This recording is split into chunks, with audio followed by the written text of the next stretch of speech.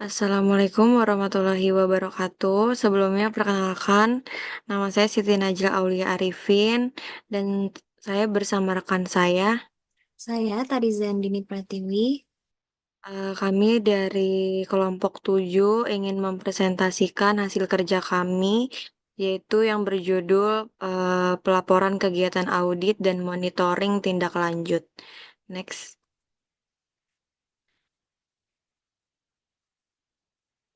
Untuk bagian pendahuluannya yaitu pelaporan Pelaporan hasil audit merupakan komponen utama dalam komunikasi dari internal tentang hasil audit. Untuk mengkomunikasikan hasil audit diperlukan susunan laporan di mana hasil audit disusun untuk disajikan dengan rinci dan jelas terkait susunan kegiatan proses audit merupakan produk akhir yang paling penting dari proses audit internal dan akses utama yang menggambarkan aktivitas audit internal bagi pemangku kepentingan, baik di dalam maupun di luar perusahaan. Laporan audit memberikan bukti tentang karakter profesional dari kegiatan audit internal dan memungkinkan orang lain untuk mengevaluasi kontribusi ini. Laporan audit yang efektif tentu saja harus didukung oleh pekerjaan audit berkualitas tinggi. Tetapi pekerjaan audit yang sama dapat dibatalkan oleh laporan yang ditulis dengan buruk atau tidak disiapkan dengan baik. Penyusunan laporan yang jelas dan efektif harus menjadi perhatian utama bagi auditor di semua tingkatan, dari chief audit eksekutif hingga anggota staf tim audit. Next. Lalu untuk rumusan masalah yang akan dibahas yaitu yang pertama bagaimana standar pelaporan hasil audit, lalu apa saja materi laporan hasil audit, lalu bagaimana proses menyusun pelaporan. Yang keempat, bagaimana penyampaian laporan hasil audit. Yang kelima, bagaimana tindak lanjut hasil audit. Yang keenam, bagaimana pemantauan atas tindak lanjut hasil audit.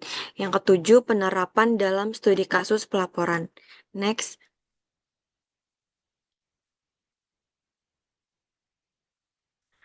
Lalu ada standar pelaporan audit, yaitu menurut Burhani 2018 sesuai dengan standar pelaksanaan fungsi audit intern bank menyatakan beberapa standar yang wajib dipenuhi dalam pelaporan audit, yaitu sekurang-kurangnya pemenuhan standar akuntansi. Yang pertama, laporan harus tertulis dan memuat hasil audit sesuai dengan ruang lingkup penugasan dan laporan harus dapat berfungsi sebagai dokumen formal atas kegiatan yang dilakukan. Yang kedua, laporan dijelaskan secara singkat serta mudah dipahami dan memuat beberapa hal pokok atau yang dianggap penting untuk dilakukan perbaikan oleh audit. Yang ketiga, laporan harus memiliki pendukung kertas kerja memadai agar dapat dipertanggungjawabkan. Lalu yang keempat, laporan harus berdasarkan fakta, objektif, dan tidak memihak dengan pihak tertentu. Yang kelima, laporan harus konstruktif dan memberikan saran perbaikan bagi audit untuk dapat melakukan perbaikan. Yang keenam, laporan harus ditandatangani langsung oleh auditor intern dan atau kepala SKAI agar bisa menjadi pencerminan tanggung jawab atas kebenaran isi laporan yang dibuat. Yang ketujuh, laporan dibuat dan disampaikan haruslah tepat waktu atau dalam batas waktu yang masih relevan dengan materi laporan. Yang kedelapan, laporan disusun secara sistematis yang memuat objek audit, periode audit, temuan audit, kesimpulan, dan rekomendasi serta tanggapan audit. Next.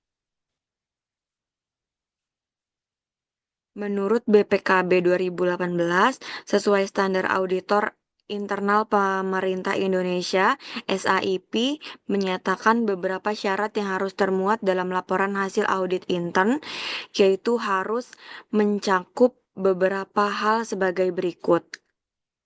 Yang pertama, Pernyataan bahwa audit dilakukan sesuai dengan standar audit. Yang kedua, tujuan, lingkup, dan metodologi audit. Yang ketiga, hasil audit berupa temuan audit, simpulan, dan rekomendasi. Ada temuan audit, simpulan hasil audit, serta rekomendasi. Lalu yang keempat, tanggapan pejabat yang bertanggung jawab atas hasil audit. Lalu untuk standar internasional praktek profesional, yang pertama ada communicating result, yaitu mengkomunikasikan hasil audit. Yang kedua ada kriteria for communicating, kriteria untuk melakukan komunikasi. Lalu ada yang ketiga quality of communication, kualitas komunikasi. Lalu yang keempat ada engagement, disclosure of non-compliant with the standard, yaitu pengungkapan penugasan atas ketidakpatuhan terhadap standar. Lalu yang kelima, disseminating result, yaitu penyebarluasan hasil. Next. Audit dilakukan sesuai dengan standar audit. Audit dilakukan dengan mengikuti standar audit yang berlaku seperti standar profesional akuntan publik atau yang biasa disebut dengan SPAP untuk audit keuangan atau standar audit internasional untuk audit global.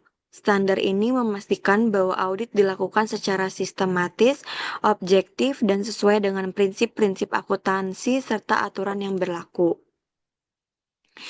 Audit dilakukan sesuai dengan standar audit agar audit dapat memberikan hasil yang andal, akurat, dan dapat dipercaya.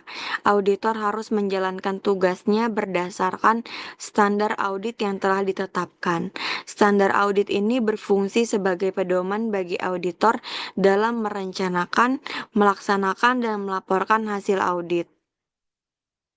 Lalu saya akan menyebutkan beberapa aspek penting dalam memastikan audit dilakukan sesuai dengan standar audit.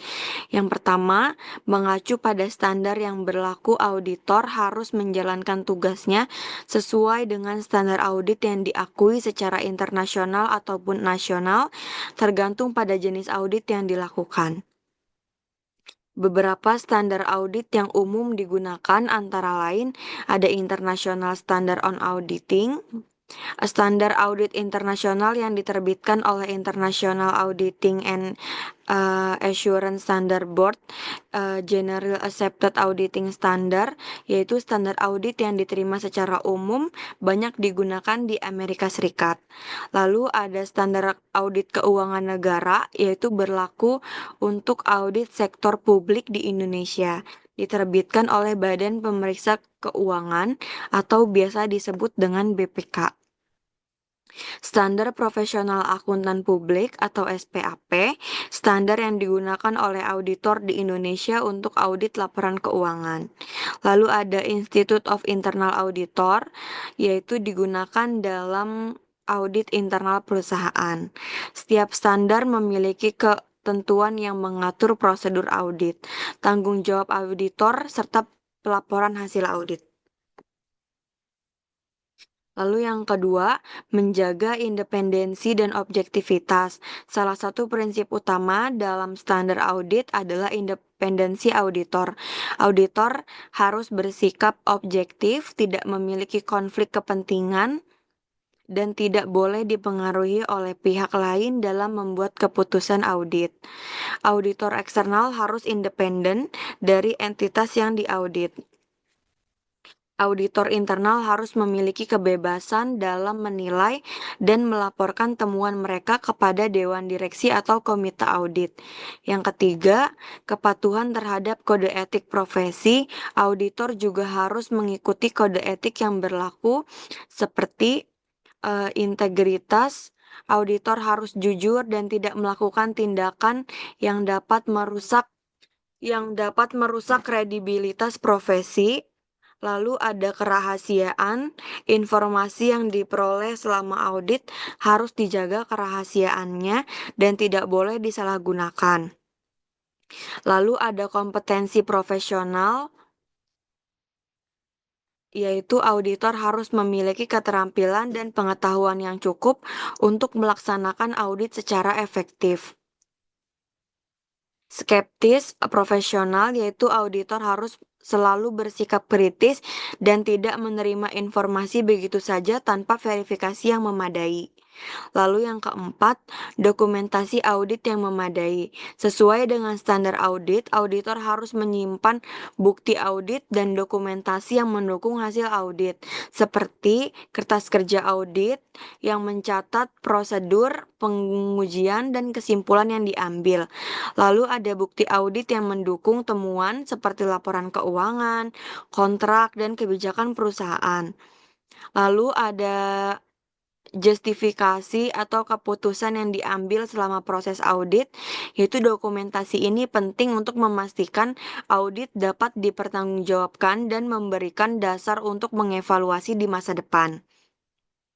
Yang kelima, pelaporan hasil audit sesuai standar laporan audit harus memenuhi standar pelaporan yang berlaku dan mencakup yang pertama ada pendapat auditor, misalnya wajar tanpa pengecualian, wajar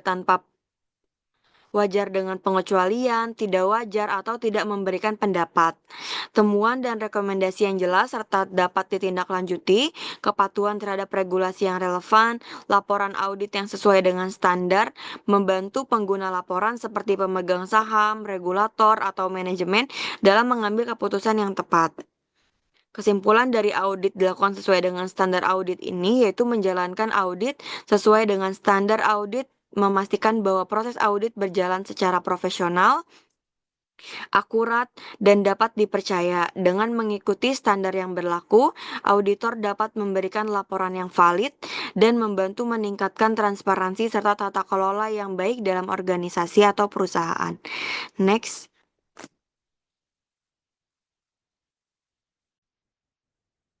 Tujuan, lingkup, dan metodologi audit. Yang pertama, tujuan audit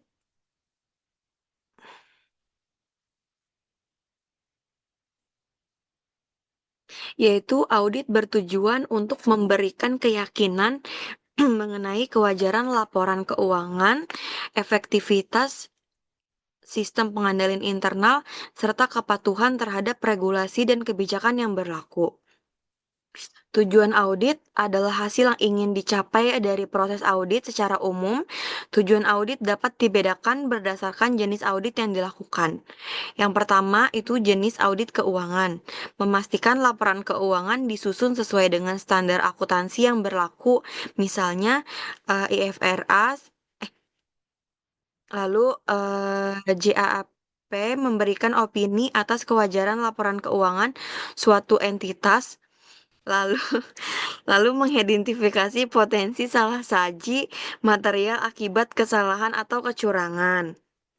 Lalu ada jenis audit kepatuhan, yaitu menilai apakah organisasi mematuhi peraturan, kebijakan, dan prosedur yang telah ditetapkan, mengidentifikasi resiko ketidakpatuhan yang dapat berdampak pada operasional atau hukum. Lalu ada jenis audit operasional, yaitu mengevaluasi efisiensi dan efektivitas proses bisnis suatu organisasi, memberikan rekomendasi untuk perbaikan dalam pengelolaan sumber daya dan prosedur peroperasional. Lalu ada jenis audit investigatif, yaitu mendeteksi dan menyelidiki dugaan kecurangan atau penyalahgunaan dalam suatu organisasi, mengumpulkan bukti dan memberikan rekomendasi untuk tindak lebih lanjut. Lalu yang ada audit teknologi informasi, yaitu menilai keamanan, keandalan, dan efektivitas sistem teknologi informasi yang digunakan dalam organisasi. Memastikan sistem TI mendukung tujuan bisnis dengan cara yang efisien dan aman. Lalu yang kedua ada lingkup audit. Lingkup audit dapat mencakup aspek keuangan, operasional, kepatuhan, atau teknologi informasi tergantung pada tujuan dan kebutuhan organisasi. Lingkup audit mengacu pada batasan area atau aspek yang akan diaudit. Lingkup audit biasanya ditentukan berdasarkan tujuan audit, resiko yang telah diidentifikasi, serta permintaan dari pemangku kepentingan. Faktor yang menentukan lingkup audit yaitu jenis entitas yang diaudit seperti perusahaan, lembaga pemerintah, organisasi nirlaba, dan lain-lain. Lalu ada periode yang diaudit yaitu 1 tahun fiskal, 1 kuartal, atau periode lainnya. Yang ketiga ada proses atau area spesifik yang diaudit seperti keuangan, sumber daya manusia, IT, atau operasional. Lalu kriteria yang digunakan dalam evaluasi seperti standar akuntansi, kebijakan perusahaan, atau regulasi pemerintah. Sumber daya yang tersedia termasuk tenaga auditor dan waktu yang tersedia untuk melakukan audit. Contoh dari lingkup audit ini yaitu dalam audit keuangan lingkupnya bisa mencakup laporan laba rugi, neraca, arus kas, serta kebijakan akuntansi yang diterapkan. Dalam audit operasional, lingkupnya bisa mencakup efisiensi rantai pasokan, proses produksi, atau pengelolaan anggaran. Kalau dalam audit kepatuhan, lingkupnya bisa mencakup regulasi perpajakan, standar keselamatan kerja, atau kebijakan perusahaan.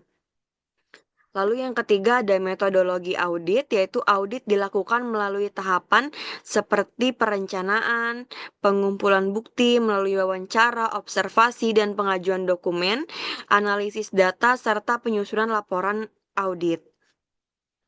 Metodologi audit merujuk pada pendekatan dan teknik yang digunakan untuk mengumpulkan, menganalisis, dan mengevaluasi informasi selama proses audit. Tahapan dalam metodologi audit yaitu yang pertama ada perencanaan audit, menentukan tujuan atau lingkup audit, mengidentifikasi resiko utama yang bisa memengaruhi proses audit, menyusun program audit yang mencakup prosedur dan teknik yang akan digunakan, lalu menentukan tim audit dan jadwal audit. Lalu yang B ada pengumpulan bukti audit, yaitu yang pertama ada wawancara dan observasi terhadap personel terkait, lalu ada pemeriksaan dokumen seperti laporan keuangan, kontrak, dan kebijakan perusahaan. Lalu ada pengujian transaksi dan saldo untuk memastikan keakuratan data, analisis data untuk mendeteksi pola atau anomali yang mencurigakan. Lalu yang C ada evaluasi dan analisis, membandingkan hasil audit dengan standar atau kebijakan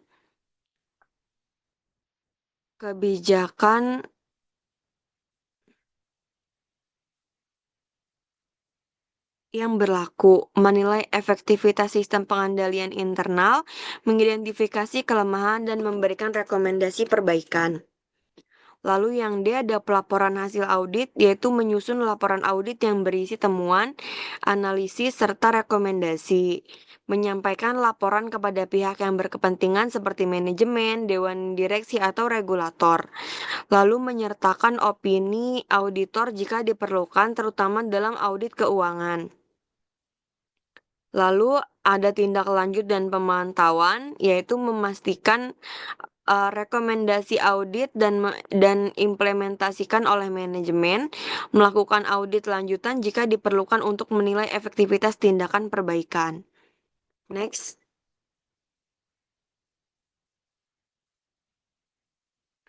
Lalu hasil audit berupa temuan audit, simpulan, dan rekomendasi. Temuan audit yaitu temuan audit adalah fakta yang diperoleh dari pemeriksaan terhadap proses transaksi atau sistem yang diaudit. Temuan ini dapat berupa penyimpangan, ketidaksesuaian, atau kelemahan dalam sistem yang perlu diperbaiki. Lalu untuk pengertiannya sendiri, temuan audit adalah hasil pemeriksaan yang menunjukkan adanya kondisi yang menyimpang dari standar yang berlaku, regulasi, kebijakan internal, atau praktik terbaik. Temuan ini dapat mencakup kelemahan dalam pengendalian internal, ketidakefisienan operasional, ketidakpatuhan terhadap regulasi, atau bahkan indikasi kecurangan. Lalu yang B ada unsur temuan audit, yaitu agar temuan audit dapat diterima dan dipahami dengan jelas, umumnya disusun berdasarkan kriteria. 4 kriteria. Yang pertama, condition kriteria cause consequence. Untuk kondisinya sendiri, situasi atau fakta yang ditemukan selama audit. Contohnya, dokumen persetujuan anggaran proyek tidak tersedia untuk tahun 2024. Lalu untuk contoh dari kriteria sendiri yaitu standar kebijakan atau peraturan yang harusnya dipatuhi. Contohnya sesuai dengan kebijakan perusahaan, setiap pengeluaran di atas 100 juta harus mendapat persetujuan manajemen. Lalu ada cause yaitu penyebab, faktor utama yang menyebabkan kondisi tersebut terjadi. Untuk contohnya, kurangnya pengawasan dalam proses persetujuan anggaran. Lalu ada dampak atau akibat, resiko atau konsekuensi dari kondisi yang ditemukan. Contohnya berpotensi terjadi pengeluaran yang tidak terkendali dan penyalahgunaan dana. Contohnya yaitu ketidakefisienan dalam pengelolaan stok barang. Lalu untuk condition yaitu terdapat kelebihan stok barang di gudang yang tidak terjual selama lebih dari 1 tahun. Untuk kriteria kebijakan perusahaan yang menyatakan bahwa stok barang yang tidak bergerak lebih dari 6 bulan harus dievaluasi dan dilakukan tindakan perbaikan. Lalu ada cause yaitu tidak adanya mekanisme pemantauan dan evaluasi stok yang efektif. Lalu ada konsekuens meningkatnya biaya penyimpangan dan resiko barang rusak. Yang kedua, simpulan audit, yaitu pengertian simpulan audit sendiri. Simpulan audit adalah ringkasan dari hasil analisis terhadap temuan audit. Simpulan ini mengidentifikasi dampak dari temuan yang ditemukan dan sejauh mana organisasi telah memenuhi standar yang berlaku. Untuk jenis simpulan audit sendiri ada simpulan positif, yaitu jika tidak ditemukan penyimpangan atau jika sistem berjalan efektif. Lalu ada simpulan negatif di mana jika ditemukan kelemahan signifikan yang memerlukan perbaikan secara segera. Lalu ada simpulan bersyarat, yaitu jika ada beberapa penyimpangan kecil tapi tidak signifikan terhadap keseluruhan sistem.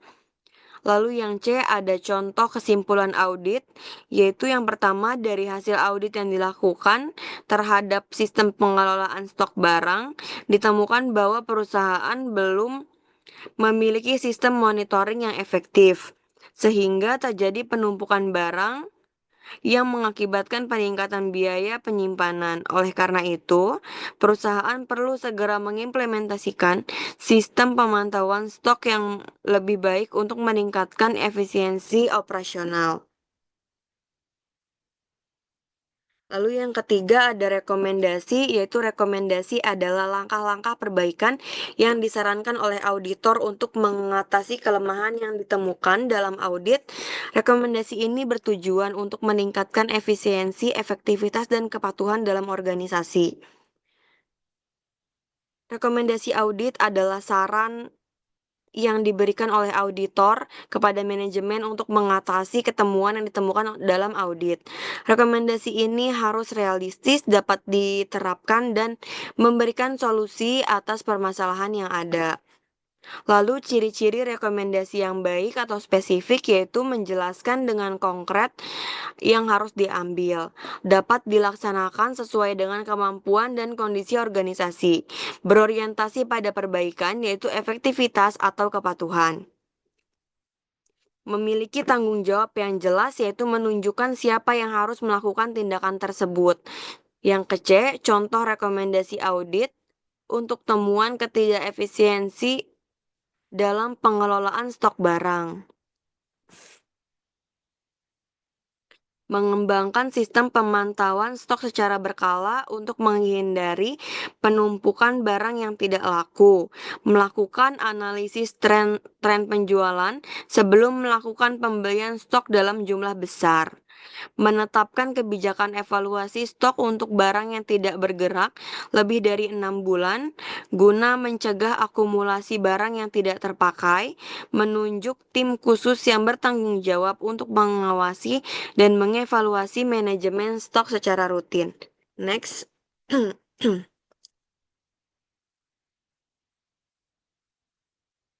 Tanggapan pejabat yang bertanggung jawab atas hasil audit.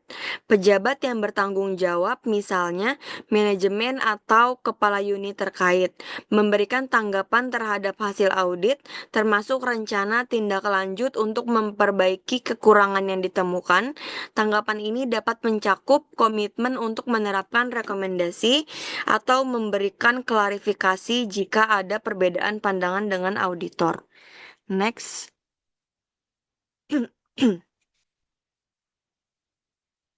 Communicating result atau mengkomunikasikan hasil audit, yaitu mengkomunikasikan hasil audit merupakan tahap akhir dari proses audit di mana auditor menyampaikan temuan, simpulan, dan rekomendasi kepada pihak yang berkepentingan seperti manajemen atau dewan direksi. Komunikasi ini harus jelas, objektif, dan disesuaikan dengan kebutuhan penerima laporan. Communicating result sendiri adalah tahapan penting dalam proses audit di mana auditor menyampaikan temuan, simpulan, dan rekomendasi kepada pihak yang berkepentingan.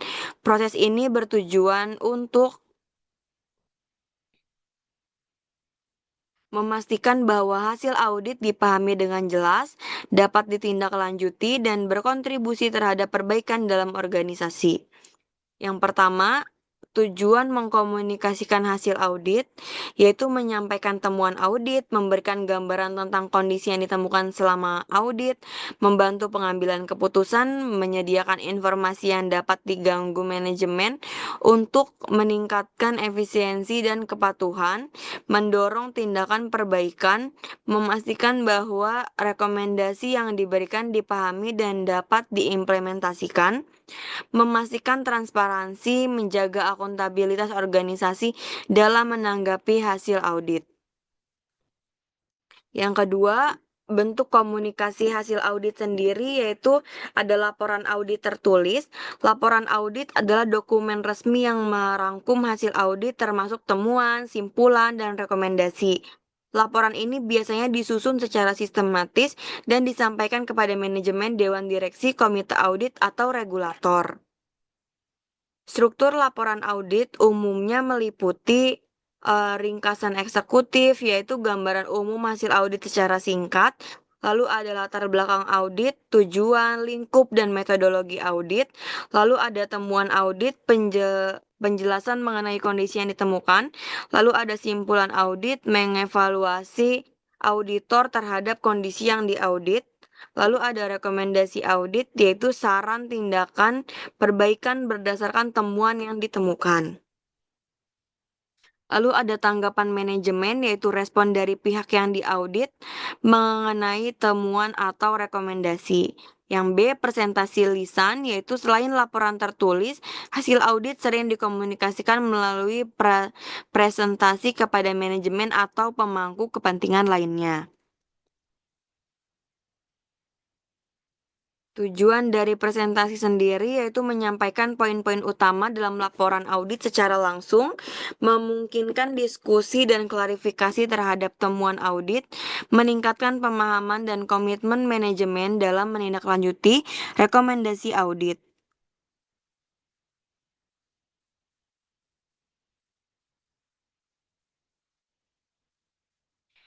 Yang C, ada diskusi umpan balik dengan manajemen, yaitu sebelum laporan audit difinalisasi, auditor biasanya mengadakan pertemuan dengan manajemen membahas hasil audit secara lebih rinci. Manfaat diskusi dengan manajemen yang pertama, memastikan bahwa manajemen memahami dan menerima temuan audit, memberikan kesempatan kepada manajemen untuk menjelaskan atau memberikan klarifikasi atas ketemuan yang disampaikan. Mendapatkan komitmen dari manajemen untuk menindaklanjuti atau biasa disebut dengan rekomendasi. Lalu yang ketiga, prinsip dalam mengkomunikasikan hasil audit, yaitu agar komunikasi hasil audit efektif, auditor harus mengikuti prinsip-prinsip berikut. Yang pertama, akurat dan objektif. Informasi yang harus berdasarkan bukti audit yang kuat dan tidak biasa. Auditor harus menyajikan fakta tanpa memihak salah satu pihak. Yang B, jelas dan mudah dipahami, yaitu gunakan bahasa yang tidak terlalu sering tidak terlalu teknis agar mudah dipahami oleh semua pemangku kepentingan. Hindari penggunaan jargon yang berlebihan. Yang C, relevan dan bermanfaat, fokus pada temuan yang memiliki dampak signifikan terhadap organisasi, rekomendasi yang harus dapat diterapkan dan diberikan solusi nyata. Yang D ada tepat waktu. Hasil audit harus disampaikan segera setelah audit selesai untuk memungkinkan tindakan korektif lebih cepat. Diplomatis dan membangun komunikasi harus dilakukan dengan pendekatan yang profesional dan membangun bukan bersifat menyalahgunakan. Auditor harus menyampaikan temuan dengan cara yang mendorong manajemen untuk melakukan perbaikan. Untuk tantangan dalam mengkomunikasikan hasil audit, yaitu yang pertama ada resistensi dari manajemen. Pihak yang diaudit mungkin tidak setuju dengan tentang temuan atau rekomendasi yang diberikan. Lalu ada kurangnya pemahaman beberapa pemangku kepentingan, mungkin beberapa tidak memahami teknologi atau implikasi dari hasil audit. Komunikasi yang tidak efektif, jika auditor tidak menyusun laporan atau menyampaikan temuan dengan baik, maka tindak lanjut audit bisa terlambat. Waktu yang terbatas, auditor sering menghadapi tekanan waktu untuk sering menyelesaikan audit dan menyampaikan hasil yang tepat. Next. Lalu ada kriteria for communicating, yaitu dalam penyampaian hasil audit, auditor harus memperhatikan beberapa kriteria penting, yaitu yang pertama tujuan. Laporan harus mencerminkan tujuan audit dan relevansi terhadap kepentingan organisasi. Lalu yang kedua ada akurasi. Informasi disampaikan harus faktual berdasarkan bukti audit yang kuat. Yang ketiga, objektivitas, temuan dan rekomendasi harus bersifat netral dan tidak jelas. Yang kelima, kelengkapan, semua aspek penting yang ditemukan selama audit harus disampaikan secara menyeluruh. Lalu yang terakhir, kecepatan penyampaian hasil audit harus disampaikan dalam waktu yang tepat agar segera ditindaklanjuti. Next. Quality of communication, yaitu agar komunikasi hasil audit efektif, auditor harus memastikan bahwa laporan audit memiliki kualitas yang tinggi. Beberapa elemen yang menentukan kualitas komunikasi audit adalah jelas, ringkas, kredibel, bermanfaat, dan dapat ditindaklanjuti. Untuk jelas ini bermaksud ke dalam mudah dipahami oleh penerima laporan tanpa ambiguitas. Lalu untuk ringkas langsung pada inti permasalahan tanpa informasi yang berlebihan. Kredibel berisi informasi yang dapat dipercaya, didukung oleh bukti yang cukup. Lalu ada bermanfaat, yaitu memberikan wawasan atau rekomendasi yang dapat diterapkan oleh manajemen. Lalu yang terakhir dapat ditindaklanjuti menyediakan langkah-langkah perbaikan yang spesifik dan realistis. Next. Engagement disclosure of non-compliant with the standard, yaitu jika dalam pelaksanaan audit ditemukan ketidakpatuhan terhadap standar yang berlaku, auditor harus mengungkapkan hal ini dalam laporan audit. Beberapa aspek yang perlu dijelaskan adalah yang pertama, jenis ketidakpatuhan, misalnya ketidaksesuaian dalam prosedur atau metode audit. Lalu yang kedua, dampak terhadap hasil audit sendiri, bagaimana ketidakpatuhan tersebut mempengaruhi validitas dan kendala temuan audit. Alasan ketidakpatuhannya itu jika terjadi karena faktor eksternal atau keterbatasan sumber daya, tindak lanjut perbaikan, langkah-langkah yang harus diambil untuk mempengaruhi ketidakpatuhan tersebut.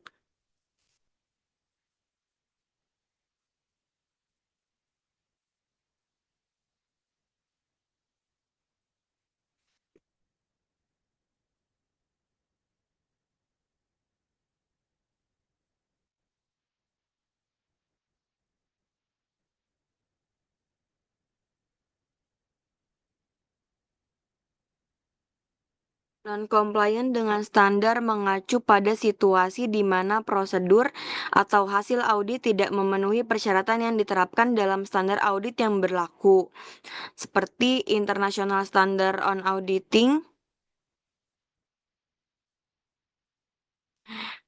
IISA, JAS, IIA, atau standar akuntansi publik dan standar pemerintah. Kesalahan dalam penerapan prosedur audit, ketidakpastian dalam pengumpulan dan analisis bukti, kegagalan untuk mendokumentasikan pekerjaan audit secara memadai, pengaruh dari tekanan eksternal, dan konflik kepentingan. Kapan perlu pengungkapan ketidakpastian diperlukan? Auditor wajib mengungkap ketidaksesuaian dengan standar audit jika ketidaksesuaian mempengaruhi validitas hasil audit, klien atau pemangku kepentingan perlu mengetahui, lalu ada regulasi atau kebijakan yang mengharuskan, lalu ada diminta dalam proses review atau investigasi jika ada kualitas audit yang dilakukan. Yang ketiga, cara menerapkan non-compliance dengan standar, yaitu yang pertama dokumentasi dalam laporan audit jika tidak kesengaja dengan standar berdampak pada hasil audit, serta auditor harus menyerahkan pengungkapan dalam laporan audit untuk audit dengan menyatakan bagian dari standar yang tidak dipatuhi alasan ketidaksesuaian, dampak potensi terhadap laporan audit, langkah korektif yang diambil, yang B, komunikasi dengan manajemen dan komite audit. Auditor harus berkomunikasi dengan pihak manajemen atau komite audit mengenai ketidaksesuaian dengan dampaknya. Komunikasi ini dilakukan berupa menjelaskan resiko dan konsekuensi dari ketidakpastian, mendiskusikan kemungkinan perbaikan atau tindakan mitigasi, memastikan transparansi dalam proses audit. Lalu yang D ada pengungkapan dalam dokumentasi audit internal, yaitu jika ketidaksesuaian tidak berdampak signifikan terhadap kesimpulan audit, tetapi tetap merupakan penyimpangan dan standar audit auditor dapat mendokumentasikan hal tersebut dalam file audit untuk referensi di masa mendatang. Lalu yang keempat ada dampak dari ketidaksesuaian dengan standar, yaitu ketidaksesuaian dengan standar audit dapat memiliki konsekuensi yang signifikan, termasuk penurunan kredibilitas auditor, kehilangan kepercayaan terhadap auditor, resiko hukum dan kepatuhan auditor, finansial bagi klien, dan dampak finansial bagi klien. Kesalahan dalam audit dapat menyebabkan kebutuhan bisnis yang salah atau denda dari regulator. Next.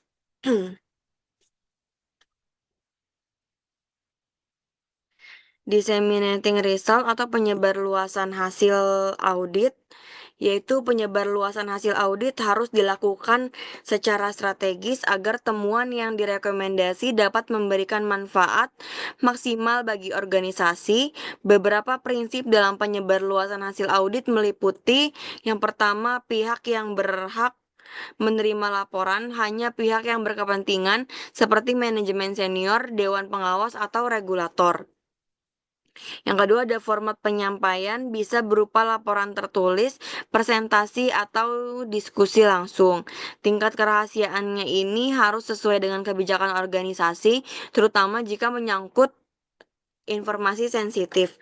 Lalu yang terakhir ada tindak lanjut, yaitu memastikan bahwa rekomendasi yang diberikan dalam laporan ditindaklanjuti oleh pihak terkait. Nah, tujuannya sendiri dari disseminating result ini yaitu yang pertama meningkatkan transparansi, mendorong tindakan perbaikan, mendukung akuntabilitas, dan memfasilitasi pengembangan keputusan. Next.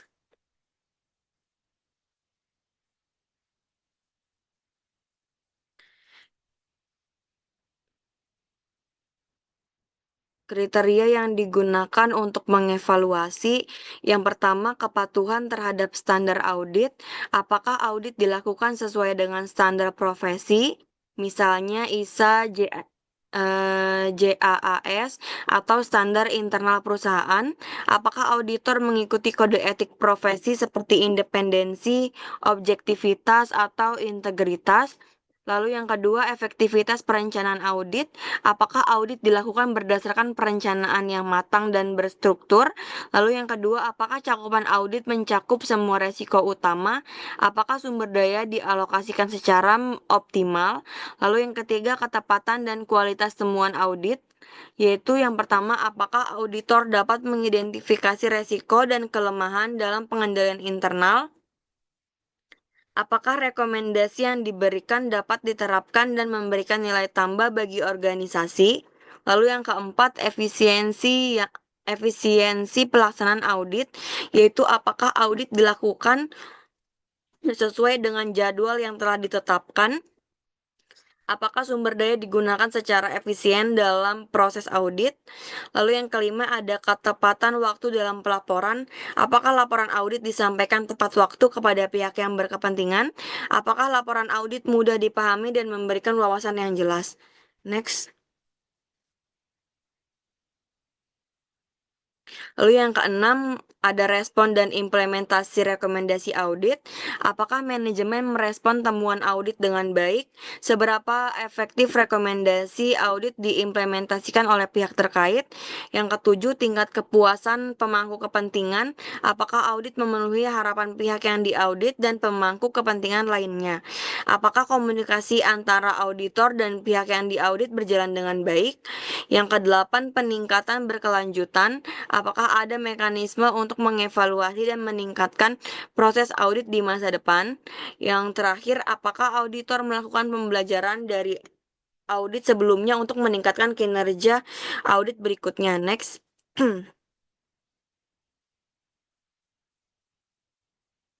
Kriteria laporan hasil audit, yaitu ada menurut Peraturan Bank Indonesia, materi laporan antara lain meliputi tujuan luas dan pendekatan audit, temuan audit, kesimpulan auditor intern atas hasil auditor intern, lalu ada pernyataan auditor intern bahwa audit telah dilakukan sesuai dengan SPF AIB. Lalu ada rekomendasi auditor intern apabila dalam audit ditemui adanya kelemahan dan penyimpangan. Yang keenam, tanggapan audit. Yang ketujuh, hasil pengecekan komite audit. Next. Tujuan luas dan pendekatan audit, yaitu audit dilakukan untuk menilai apakah suatu kegiatan dalam bank telah sesuai dengan kebijakan peraturan dan prosedur yang berlaku, serta memastikan efektivitas sistem pengendalian internal dan manajemen resiko. Lalu yang kedua, pendekatan audit, yaitu auditor menggunakan pendekatan berbasis resiko, risk-based audit, untuk menilai area dengan tingkat resiko tinggi. Pendekatan ini melibatkan pengumpulan bukti audit melalui wawancara, observasi, dan pemeriksaan dokumen dan pengujian sistem yang berlaku. Next. Temuan audit adalah hasil pemeriksaan auditor yang menunjukkan adanya ketidaksesuaian atau kelemahan dalam operasi, kepatuhan terhadap peraturan, atau sistem pengendalian internal. Temuan ini juga dapat berupa yang pertama, penyimpangan dari kebijakan atau regulasi Bank Indonesia, yang kedua, kelemahan dalam sistem pengendalian internal yang dapat menyebabkan resiko keuangan atau operasional, yang ketiga, ketidakefisienan dalam operasional bank. Next. Kesimpulan audit adalah rangkuman dari hasil temuan yang memberikan gambaran umum mengenai kondisi unit atau aktivitas yang diaudit. Kesimpulan ini mencakup sejauh mana kebijakan dan prosedur telah diterapkan dengan baik, apakah terdapat resiko signifikan yang belum ditangani secara memadai. Yang ketiga, efektivitas sistem pengendalian internal dalam langkah-langkah perbaikannya. Next. Pernyataan auditor intern bahwa audit telah dilakukan sesuai dengan SPFAIB, yaitu auditor harus menyatakan bahwa audit telah dilakukan sesuai dengan standar pelaksanaan fungsi audit intern bank yang mencakup prinsip-prinsip independensi, profesionalisme, dan metodologi audit yang sistematis. Pernyataan ini memastikan bahwa audit dilakukan dengan standar yang diakui dan dapat dipercaya oleh pihak manajemen dan regulator. Next. Rekomendasi auditor intern apabila dalam audit ditemui adanya kelemahan atau penyimpangan. Jika auditor menemui kelemahan atau penyimpangan, mereka harus memberikan rekomendasi perbaikan yang mencakup langkah-langkah konkret untuk mengatasi kelemahan yang ditemukan. Yang kedua, penyesuaian kebijakan atau prosedur agar sesuai dengan peraturan Bank Indonesia.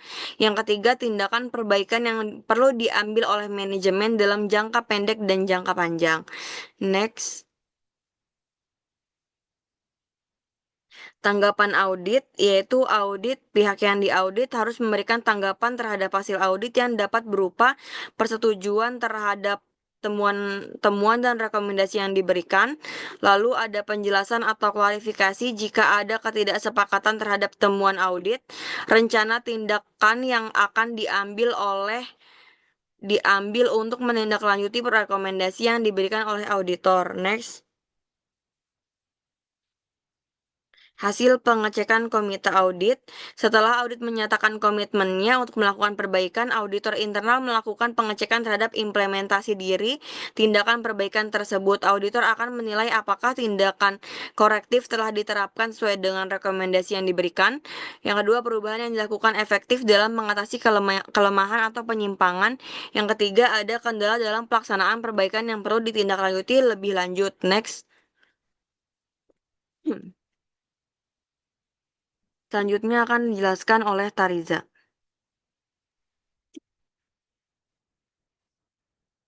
Selanjutnya, saya akan menjelaskan mengenai temuan audit. Pengertian temuan audit yaitu hasil pemeriksaan yang diperoleh auditor berdasarkan bukti yang cukup dan kompeten selama proses audit. Temuan ini mencerminkan adanya kesesuaian atau ketidaksesuaian antara kondisi yang ada dengan kriteria yang telah ditetapkan. Dalam konteks audit internal bank, temuan audit ini biasanya berfokus pada kepatuhan terhadap regulasi perbankan, efektivitas pengendalian internal, efisiensi operasional, serta mitigasi risiko keuangan dan operasional. Selanjutnya, unsur temuan audit. Temuan audit yang baik harus memenuhi 4 unsur utama. Yang pertama itu ada kondisi, yaitu situasi atau fakta yang ditemukan oleh auditor selama audit. Yang kedua kriteria, yaitu standar, kebijakan, atau peraturan yang dijadikan acuan dalam evaluasi. Yang ketiga sebab, yaitu faktor penyebab adanya perbedaan antara kondisi dan kriteria. Dan yang keempat, dampak, yaitu konsekuensi yang ditimbulkan akibat adanya perbedaan tersebut seperti risiko keuangan atau kepatuhan. Selanjutnya, klasifikasi temuan audit. Jadi dalam audit internal bank, temuan audit dapat dikategorikan sebagai berikut. Yang pertama, kepatuhan atau compliance findings, yaitu di mana adanya ketidaksesuaian dengan regulasi bank sentral atau kebijakan internal bank.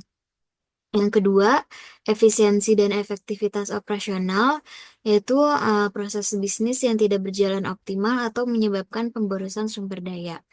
Yang ketiga, pengendalian internal, yaitu kelemahan dalam sistem pengendalian internal yang berpotensi meningkatkan risiko operasional atau fraud. Dan yang keempat, laporan keuangan, yaitu ketidaktepatan dalam penyajian laporan keuangan akibat kesalahan pencatatan atau kebijakan akuntansi yang tidak sesuai. Selanjutnya, untuk pelaporan temuan audit. Jadi temuan audit itu harus dilaporkan secara jelas dalam laporan hasil audit internal bank.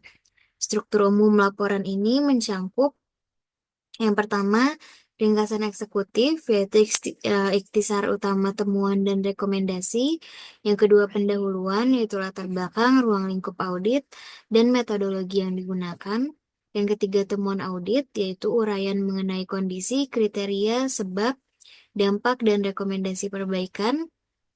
Yang keempat, rekomendasi, yaitu tindakan korektif yang harus diambil oleh manajemen bank. Dan yang kelima, kesimpulan, yaitu evaluasi umum atas temuan dan langkah tindak lanjut yang harus dilakukan. Selanjutnya, untuk monitoring tindak lanjut. Jadi setelah temuan audit itu dilaporkan, audit internal bertanggung jawab untuk melakukan monitoring tindak lanjut guna memastikan bahwa manajemen bank telah mengambil tindakan yang diperlukan.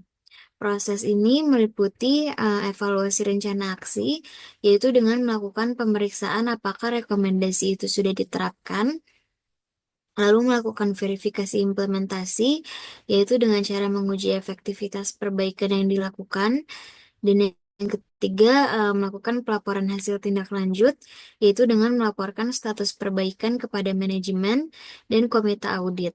Jadi dengan adanya sistem pelaporan yang sistematis dan monitoring tindak lanjut yang efektif, audit internal bank dapat berkontribusi dalam meningkatkan tata kelola perusahaan, kepatuhan regulasi, serta mitigasi risiko keuangan dan operasional.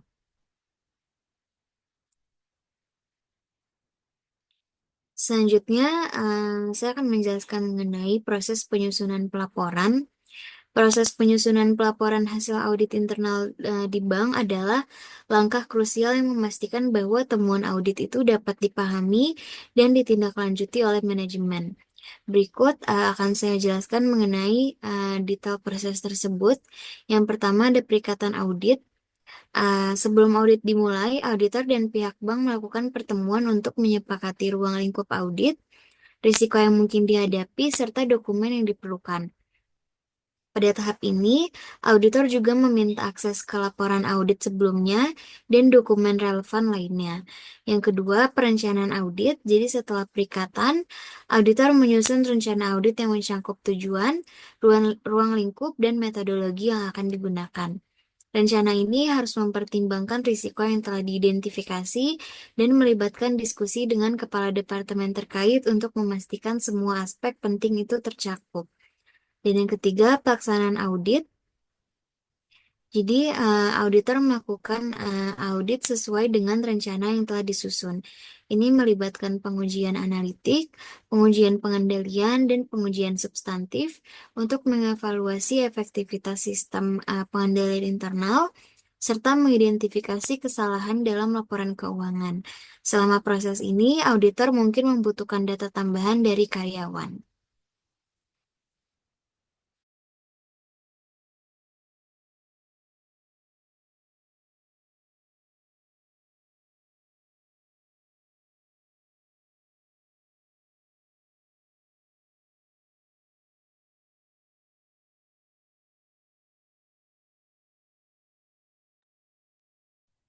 Selanjutnya, penyusunan laporan hasil audit. Jadi setelah audit selesai, auditor menyusun laporan yang mencangkup yang pertama temuan audit, yaitu dengan menyajikan fakta-fakta yang ditemukan selama audit, termasuk ketidaksesuaian dengan dokumen tertentu. Yang kedua, analisis dan kesimpulan, yaitu dengan menggambarkan keadaan seharusnya dibandingkan dengan keadaan aktual, serta dampak dari ketidaksesuaian tersebut. Yang ketiga, rekomendasi, yaitu dengan memberikan saran untuk perbaikan sistem pengendali internal berdasarkan temuan audit. Dan laporan ini harus ditulis dengan jelas, objektif, dan sistematis agar mudah dipahami oleh manajemen. Yang kelima, tindakan perbaikan. Setelah laporan disampaikan, manajemen harus merespons temuan dan rekomendasi yang ada. Tindakan perbaikan harus direncanakan dan dilaksanakan sesuai kesepakatan antara auditor dan manajemen. Auditor bertanggung jawab untuk memantau implementasi tindakan perbaikan ini. Yang keenam, pelaporan kepada pihak terkait. Laporan hasil audit biasanya disampaikan kepada direksi dan dewan komisaris dengan tembusan kepada pihak-pihak terkait lainnya. Laporan ini juga bisa disampaikan kepada otoritas jasa keuangan jika diperlukan.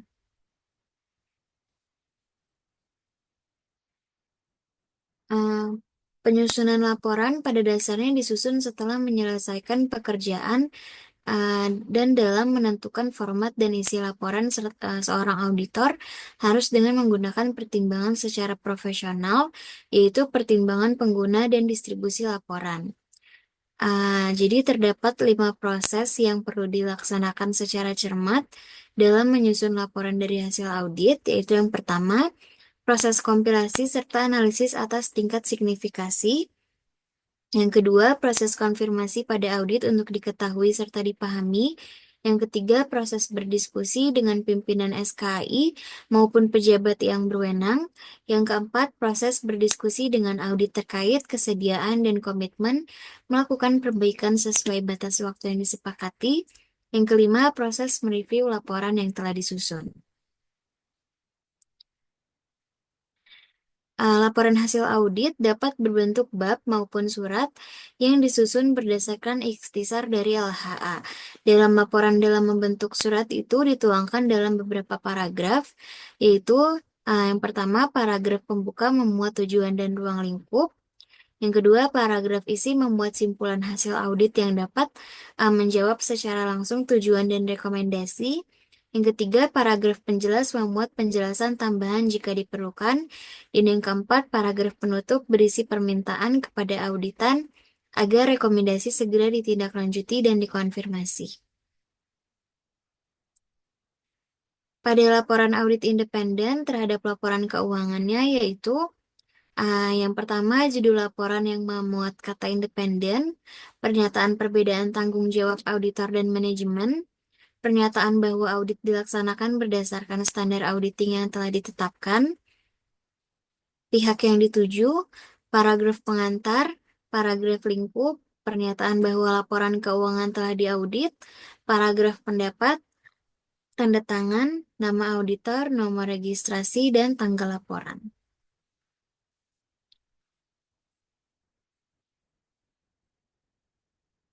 Selanjutnya, penyampaian laporan hasil audit internal di bank adalah proses penting yang menjamin transparansi dan akuntabilitas dalam pengelolaan bank.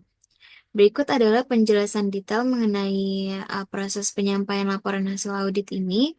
Yang pertama, penyusuran laporan hasil audit disusun oleh Satuan Kerja Audit Internal atau pengawas eksternal audit inter. Laporan ini harus memenuhi beberapa kriteria. Yang pertama, tertulis dan sistematis, yaitu laporan harus disusun secara tertulis, sistematis, singkat, dan mudah dipahami.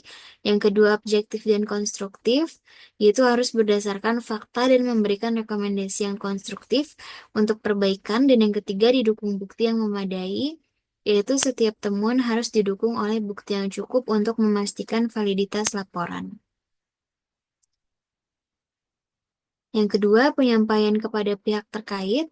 Setelah laporan disusun, langkah selanjutnya adalah penyampaian laporan kepada pihak-pihak yang berkepentingan, yaitu Direktur Utama dan Dewan Komisaris, dan juga Otoritas Jasa Keuangan.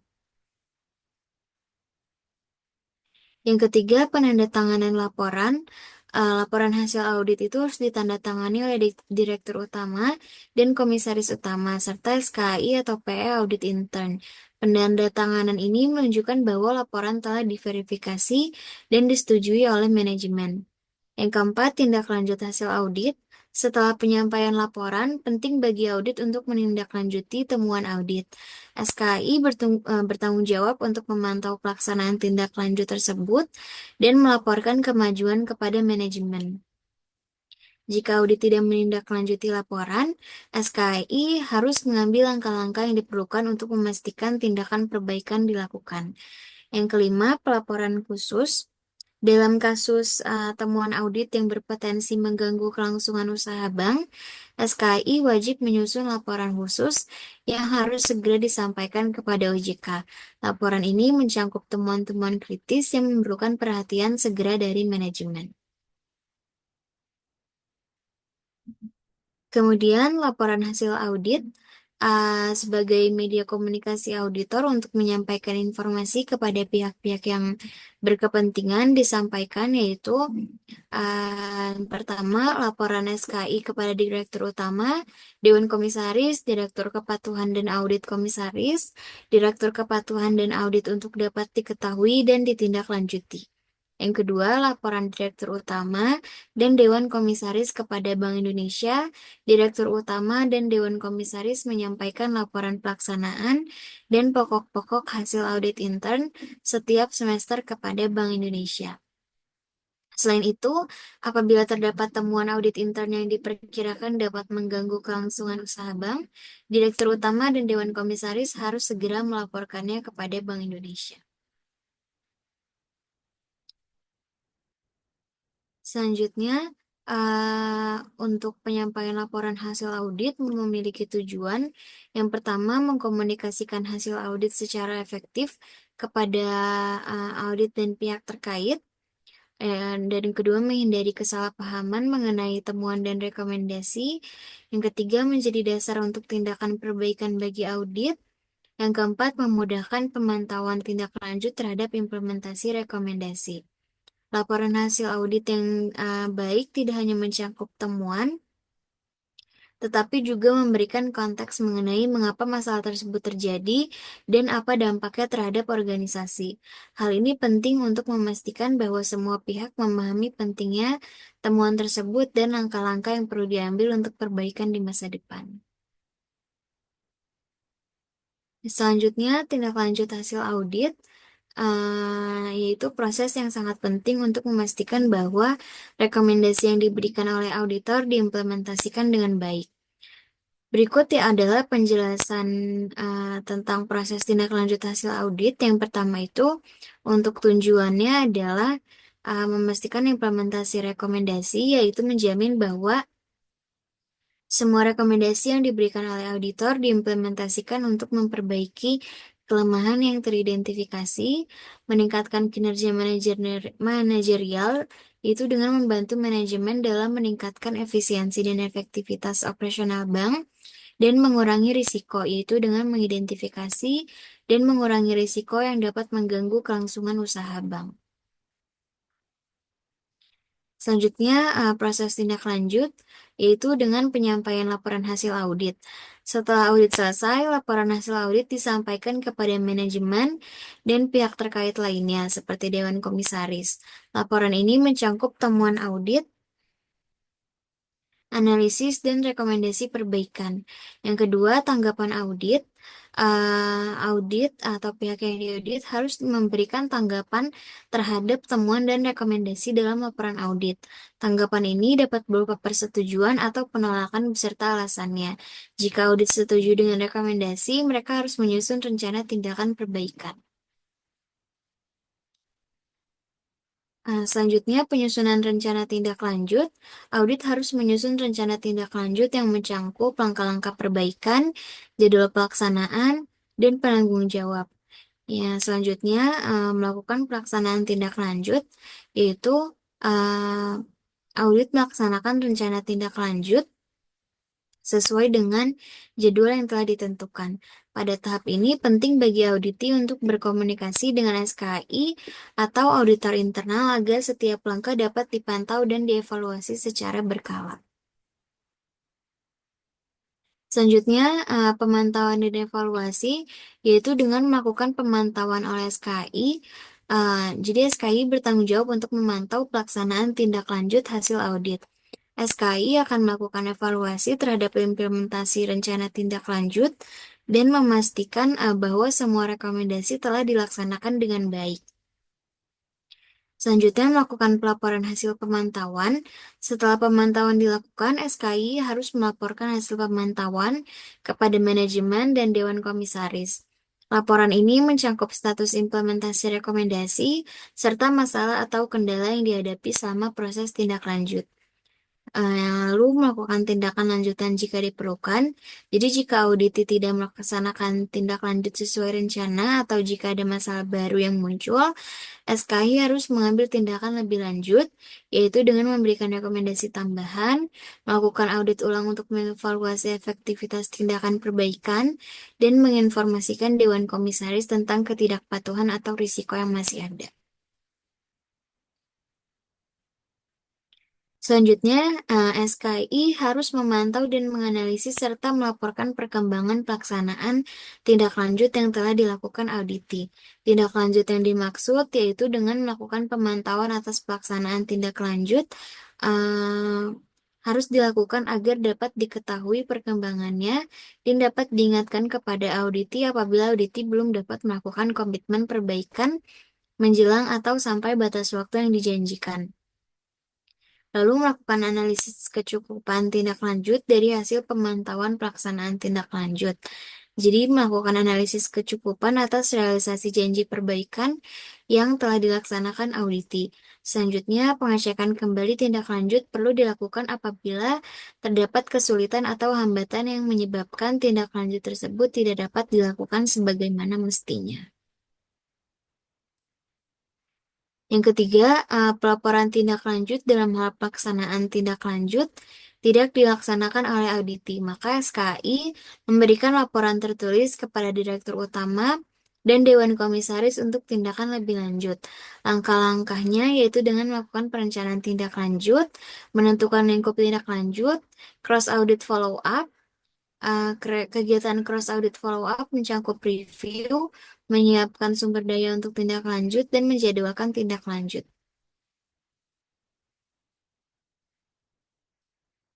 Selanjutnya, pemantauan tindak lanjut hasil audit internal merupakan bagian penting dalam memastikan efektivitas dan akuntabilitas dalam pengelolaan bank.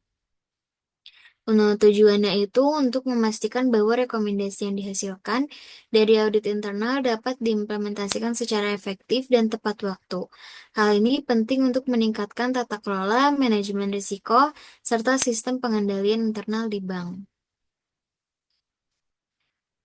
Proses pemantauannya yaitu yang pertama penyusunan rencana audit. Jadi setiap tahun SKI menyusun rencana audit yang mencangkup alokasi anggaran dan fokus pada area dengan risiko tinggi. Yang kedua, pelaksanaan audit. Audit dilakukan melalui berbagai pendekatan seperti general audit dan special audit yang mencangkup evaluasi terhadap efektivitas pengendalian internal dan kepatuhan terhadap regulasi. Yang ketiga, penyampaian laporan, yaitu hasil audit disusun dalam bentuk laporan yang harus memenuhi standar tertentu, termasuk kejelasan, objektivitas, dan dukungan data yang memadai. Laporan ini kemudian disampaikan kepada manajemen dan Dewan Komisaris. Yang keempat, tindak lanjut rekomendasi. SKI bertanggung jawab untuk memantau pelaksanaan tindak lanjut rekomendasi yang telah diberikan. Ini termasuk memastikan bahwa tindakan perbaikan dilakukan dalam waktu yang ditentukan. Yang kelima, pelaporan hasil pemantauan. SKI harus melaporkan hasil pemantauan tindak lanjut kepada direksi dan Dewan Komisaris, serta memberikan informasi tentang status implementasi rekomendasi. Selanjutnya, untuk di peran manajemen, manajemen ini memiliki tanggung jawab untuk mendukung SKI dalam pelaksanaan audit dan tindak lanjutnya. Mereka harus memastikan bahwa semua rekomendasi diimplementasikan dan bahwa proses pengendalian internal berfungsi dengan baik. Agar pelaksanaan dapat tercapai secara efektif, maka diperlukannya suatu pemantauan atas tindakan hasil audit. Pemantauan dapat dilakukan dalam beberapa bentuk kegiatan, yaitu yang pertama korespondensi, yang kedua follow up meeting, yang ketiga follow up audit. Selanjutnya, selain itu, seorang auditor harus mengikuti pelaksanaan tindak lanjut terhadap temuan audit beserta rekomendasinya dari hasil audit yang terdahulu. Dalam menjamin pelaksanaan tindak lanjut yang efektif, diperlukan pemantauan tindak lanjut. Pemantauan tindak lanjut hasil audit itu bertujuan untuk meningkatkan efektivitas laporan hasil audit, membantu penyempurnaan peraturan, menyediakan umpan balik, memantau tindakan perbaikan yang telah dilakukan oleh manajemen, dan memastikan bahwa temuan yang diperoleh dalam audit sebelumnya tidak dijumpai lagi dalam audit yang dilaksanakan. Yang terakhir ada kesimpulan. Berdasarkan pembahasan yang sudah dijelaskan, dapat disimpulkan bahwa temuan audit ini adalah sebuah proses identifikasi ketidaksesuaian yang dianggap penting dan didukung dari temuan barang bukti oleh auditor internal atas suatu kondisi yang berbeda dengan kriteria maupun norma serta ketentuan yang seharusnya agar dilakukan tindakan perbaikan secara kolektif. Sekian presentasi dari kelompok kami. Kurang lebihnya mohon maaf. Wassalamualaikum warahmatullahi wabarakatuh.